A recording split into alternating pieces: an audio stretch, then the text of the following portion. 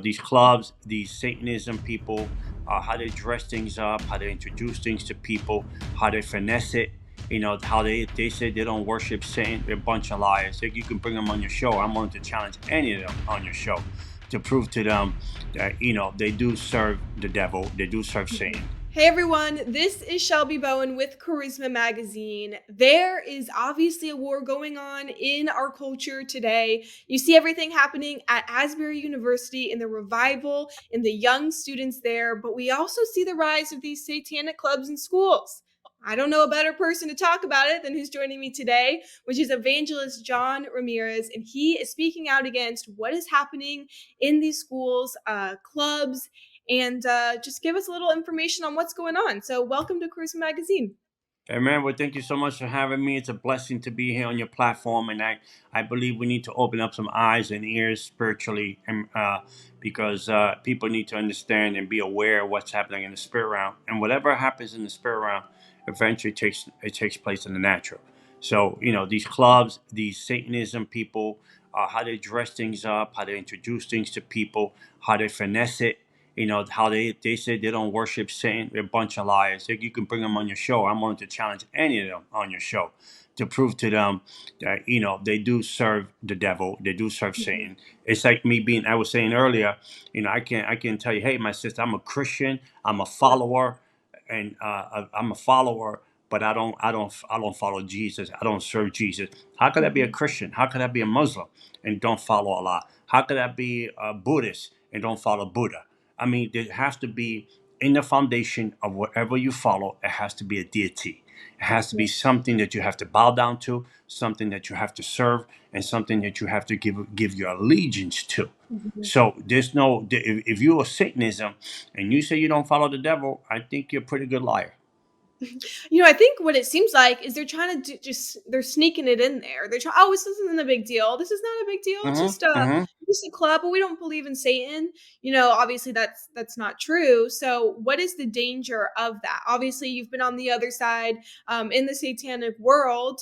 What kind of is their play by play with that? Well, the danger is that they give you they're trying to sell you a theology that is not a reality, and Mm, then it's a false reality, and then when you're in it, they give you the reality after you've done ceremony, you have given your allegiance to, after you sign contracts, after you've given ceremonies, or you have made you may have made a covenant with the mm, dark side, and then the true colors start to come out.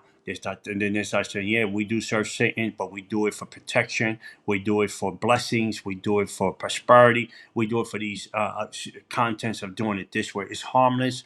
Keep doing it. And the more engrafted you get in, the more the truth you see what's behind the scenes and who you're serving and who you dedicated your children to. And in the end, the devil knows one thing. He loved the young generation, because if he could snatch the young generation today, what's going on today, if he could snatch them and make them part of his kingdom. I came into the kingdom of darkness at the age of 8 years old. I was mhm. going to demon church from 7 in the evening to 5 in the morning. At 8 years old, I was going to demon church, being trained by warlocks and witches. So this is what they do. So if they can take the young generation today to serve the purpose of what's happening in the world today, they're going to take it. Because one thing about the young generation, when they sign themselves up to something, like we see what's going on in Kentucky, right? Yeah. The move of God. How many people are there? All young people. All Mhm. young people. And it's all started because of one young person. Yep. You see, so Satan is a copycat. He's a duplicate. He wants to copy what anything that is original. The devil wants to copy. So, what would you say to the parents, or, maybe they're just students in public schools and these satanic clubs are happening in their school? What should they do? Man, I mean, if you love your children, you say you're a great mother, a great dad. Why would you offer your children to the devil? Why would you want to get your children involved in something? Yeah, I think what makes it attractive to them is, well, it's something new. My kids should join. They should see what is it about. They should get a feel of it. They should become part of it just to see if they like it. It's like giving your kid drugs. Hey, you want this needle? You want heroin? You want meth? You want to try it to see if you like it? It's on the same level. You're offering your kids to overdose on something. But now you're overdosing your kids spiritually. And then later on, when your kids grow up, and this is the backlash of it. When your kids grow up and they're on drugs, or your kids or your daughters out, doing things, living a very ungodly life, Mhm. one man after another and stuff like that. It is the door that you open to your child when you put them in that club. And once you put them in that club, what happens is that the devil now got legal rights, and the devil can manipulate, control, and own your children. There's nothing you can do about it unless you invite Jesus Christ back into your life, and let Jesus cut the rope and purify your kid, sanctify your kid, and put them back in God's perfect will, what God had destined your child to be. Yeah, and the enemy wants to destroy that prophetic calling that God has put on our lives, and especially the young generation, but really every single person. You have a new book that's coming out. It's already available for pre-sale, and it's Fire Prayers, Building Bam! Arsenals to Destroy Right here. Satanic Kingdoms. There it is, right there. There And we go. we'll link I it. love this book. I love this Yeah. book. I tell you, I am so blessed. I mean, I tell you, I got off the little bus. I got off the little bus, so I had an A in gym and an A in lunch. Everything was F. I think I had like 60 something cutting days in my math class. Not that I'm promoting this kind of crazy stuff, but but for God to give you, this is the thing. God loves the misfit. And when you put your kids in a Satan, when you put your kids in these clubs, Satanism club, Satan club, whatever they have going on, you destroying your kids' future. My future was destroyed for 25 years of my life. Wow. 25 years of my life was gone, completely gone. I didn't have nothing really that I can lean on or hang my hat on to say that I accomplished anything. And when I came to Christ, I've written 8 books. This is my 8th book, and I think this is like one of this book here is probably one of the most that touches me the most. It's not because I wrote it. The Holy Spirit. Every book I got, Holy Spirit is inspiration. It's inspired by the Holy Spirit. And I never read deliverance book. I never seen deliverance video. People always tell me, "Oh, you should watch Derek Prince. You should watch Win Worley, all that stuff." I kept myself away from that. Not their stuff is good.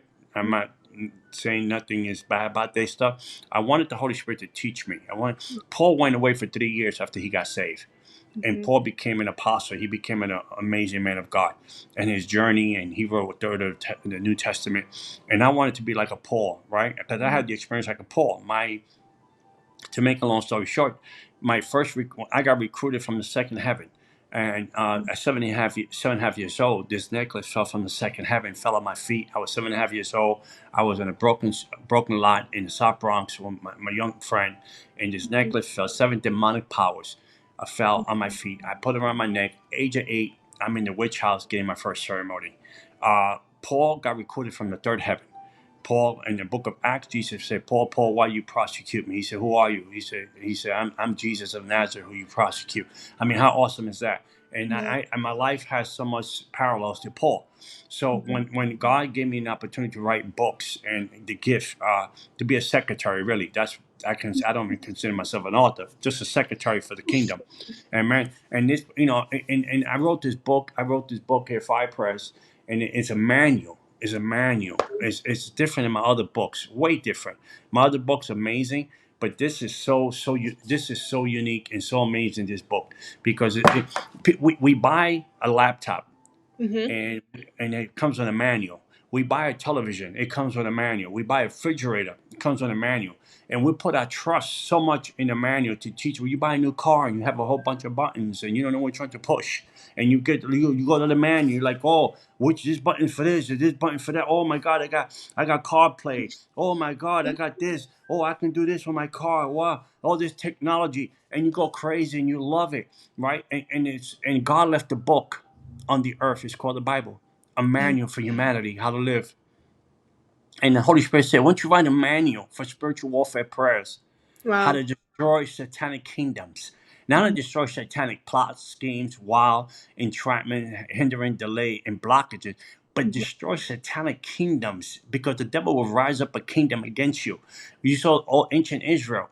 It was all about kingdoms, fighting kingdoms, right? And Jesus said, destroy them all. And God told me, write a book. God said, I'm giving you the recipe from heaven to put a book together and call it fire prayer. Who called fire from heaven? Elijah, right? fire prayers. Call fire from heaven and destroy every demonic altar that got your family bloodline on it. Generation of curses, every demonic hindering, delay, and blockage, every satanic kingdom, and build up arsenals how to fight the good fight. And what better to have a manual to know how to do that and accomplish that. And not only accomplish, I think that the great thing about it is be consistent and maintain it. Because anybody can get an A, right? You can go to school and get lucky and just write a paper and get an A. And you're like, I didn't know what I was doing, but I got an A. But could you maintain the A? Mm.